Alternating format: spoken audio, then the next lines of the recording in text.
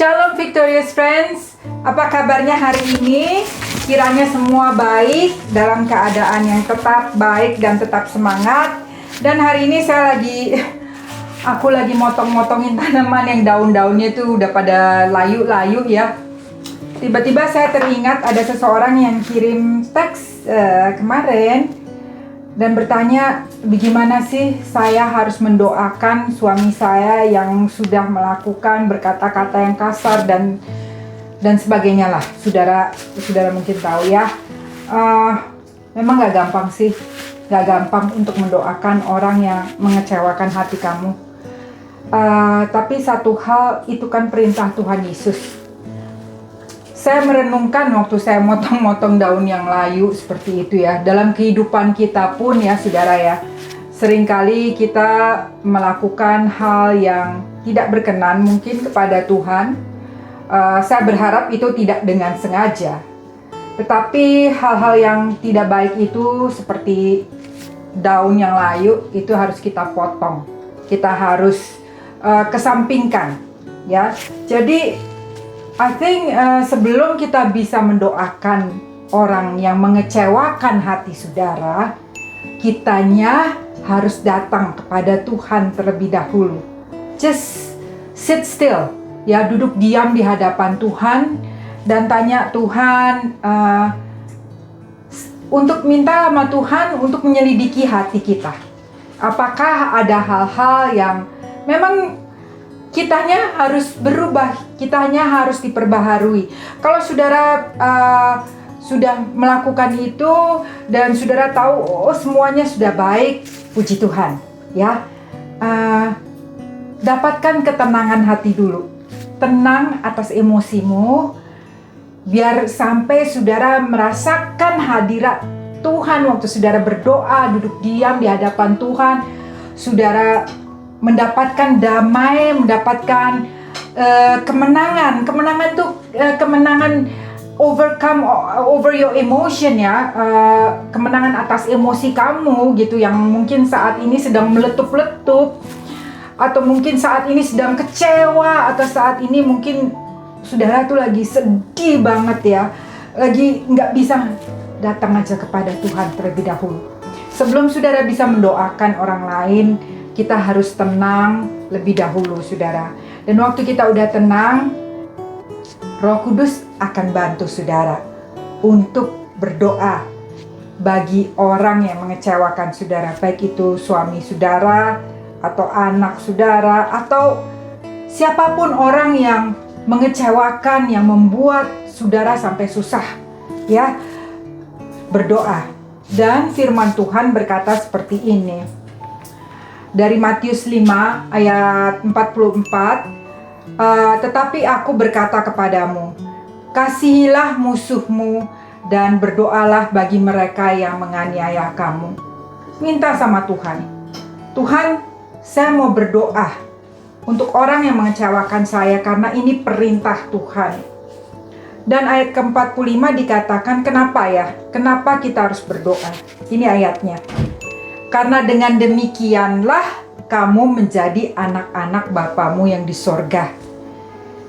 Dengan mendoakan orang musuh, katakan dalam tanda kutip ya saudara, kita bisa mendoakan mereka yang membuat saudara susah, yang membuat saudara kecewa, yang membuat saudara sakit hati. Waktu kita mendoakan mereka, kita dikatakan kita menjadi anak-anak Bapa di sorga. Dan kalau kita menjadi anak-anak Bapa di sorga, saudara, berarti Tuhan, Bapa kita yang mengasihi saudara dan saya lebih daripada kita mengasihi diri kita sendiri, Dia yang akan melakukan yang kita tidak bisa lakukan. Itulah saudara. We need to trust Him. Jangan cari jalan bagaimana saya mau revenge atau balas dendam atau lihat apa yang saya bisa lakukan. Saya percaya saudara juga tahu kita bisa lakukan untuk membalas dendam, tapi itu bukan cara Tuhan. Cara Tuhan adalah datang kepada Dia, percaya kepada Dia, dan ingat saudara dan saya adalah anak-anak Bapa di sorga. Kita bukan anak-anak sembarangan, bukan anak-anak dunia yang melakukan dengan cara-cara dunia. No, kita adalah anak-anak Bapa di surga. Dan salah satu teladan yang Yesus telah lakukan dan mengajar setiap kita untuk mendoakan our enemy, musuh kita. Ya, berdoalah bagi mereka yang menganiaya kamu. Dan yang luar biasanya juga saudara, bukannya saja kita menjadi anak-anak Bapa di surga. Saya teruskan ya, baca ayat ke-46 dikatakan begini.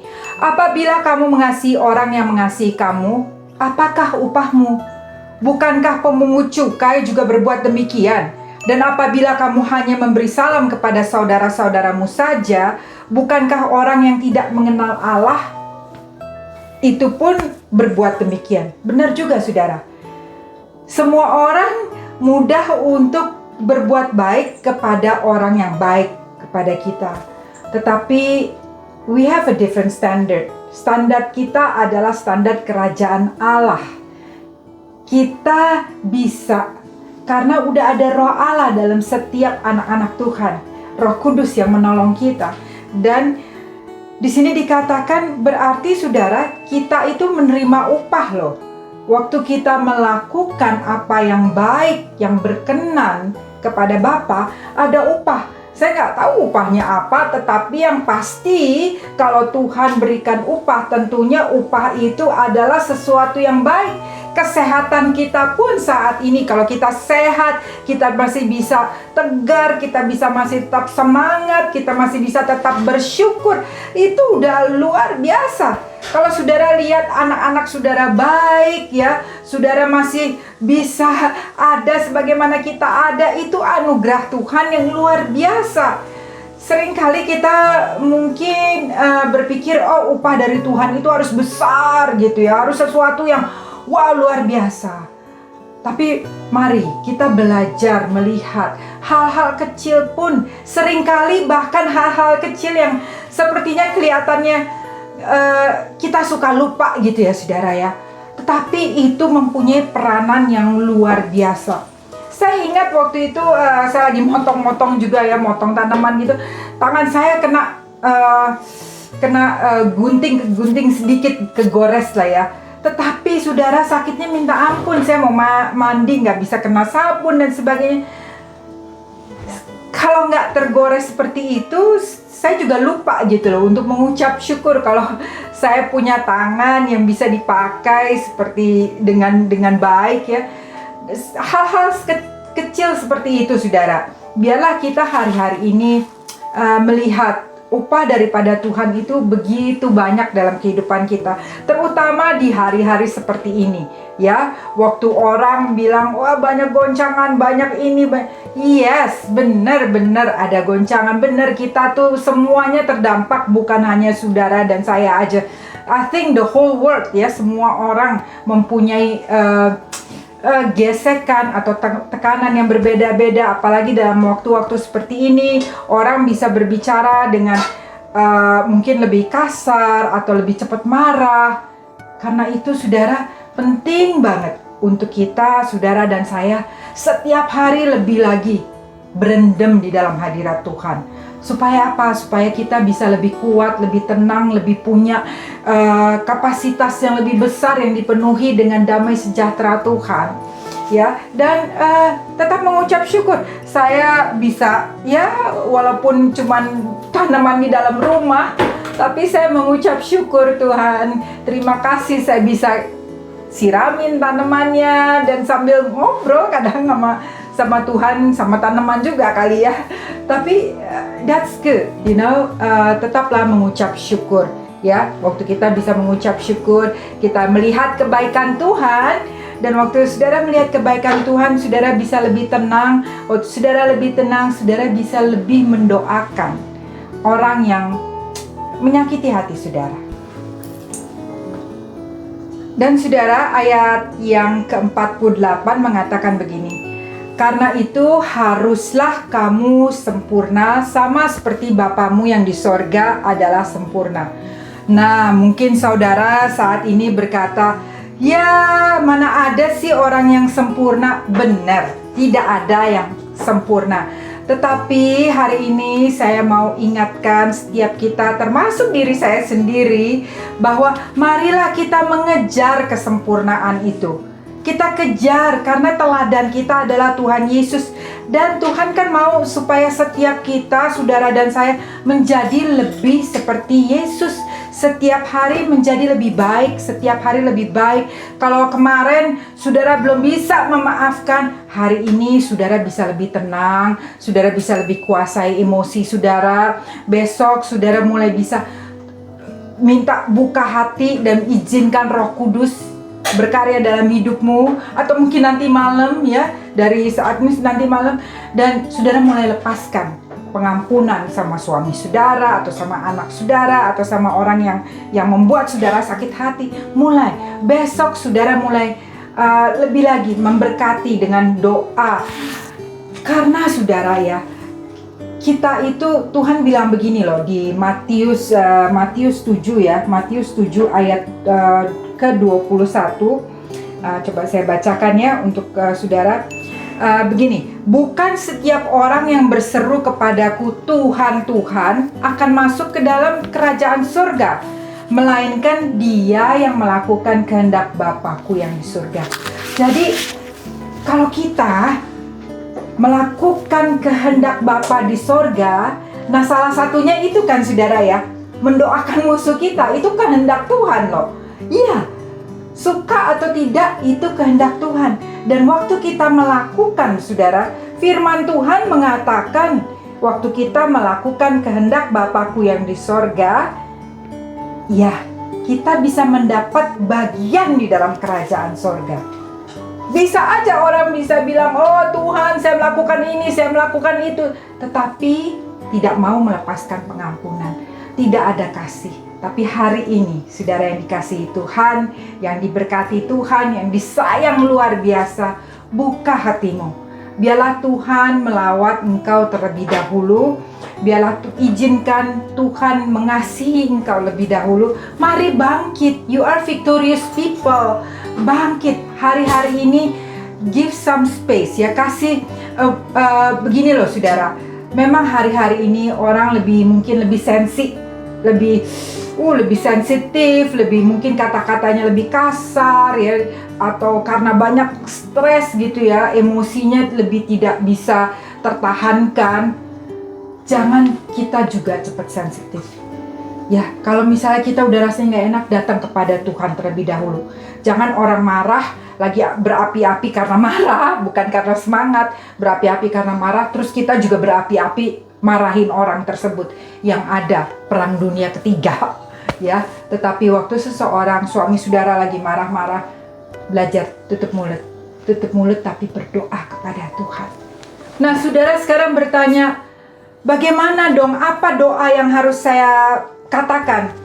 Saya dapat ini saudara dari Yohanes 14 ayat 6. Kata Yesus kepadanya, akulah jalan, kebenaran dan hidup. Tidak ada seorang pun yang datang kepada Bapa kalau tidak melalui aku.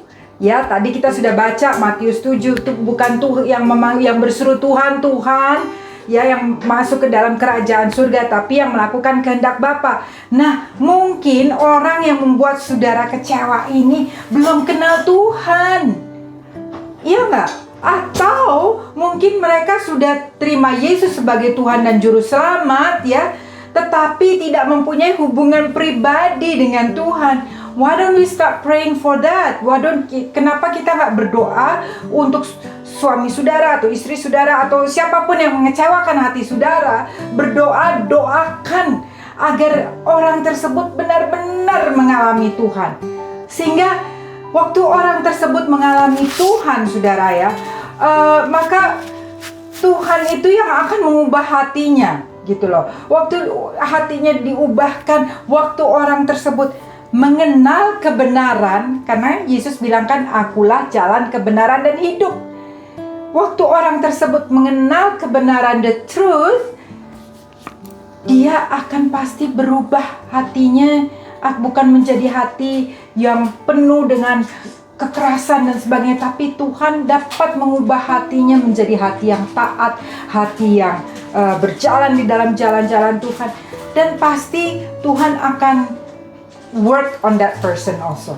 Ya, akan berperkara. Dan saya sungguh percaya karena firman Tuhan mengatakan, ya, Tuhan dapat mengubah hati.